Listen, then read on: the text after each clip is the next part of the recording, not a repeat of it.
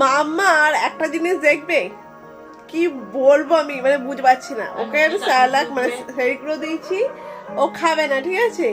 ও বলছে আমি খাই না। আমি বলছি তাহলে কেক খাবি? বলেন হ্যাঁ। ওনা সেইগুলো খাবে না, ও কেকটা খাবে। তাহলে বোঝো কেমন দুষ্টুমি। মানে রাগের চোটে ও যে কি করবে ও নিজেও জানে না, মানে এত রাগ এই বয়সে। দেখো না ওটার কথাগুলো তোমরাই শোনো। সেইগুলো খাবি? এটা এটা এটা খায় না। কেক খাবি? কেক খাবি? আর সেইগুলো কেন খাবি না? এটা খাও, ভালো তো, খাও।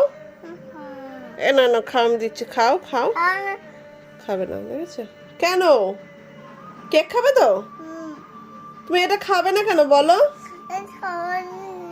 কি তো বায়না শিখেছে এই বয়স। কেক খাবি? আর এইটা এই যে বাটির খাওয়াটা কে খাবে তাহলে? বাটির খাওয়াটা কে খাবে?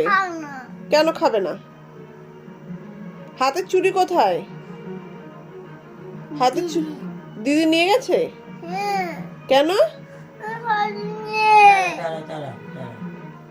তুমি বলে হাতে চুড়ি নিয়ে নিয়েছো? চুড়ি খুলে ফেলে দিয়েছি। আমি চুরি করে যাই না। তারপরে এই দেখি বালা পেশের তলায় পেয়েছি, আমি এবার ঢুকে বলছে দিদি চুড়ি নিয়ে নিয়েছে। কি বদমাস।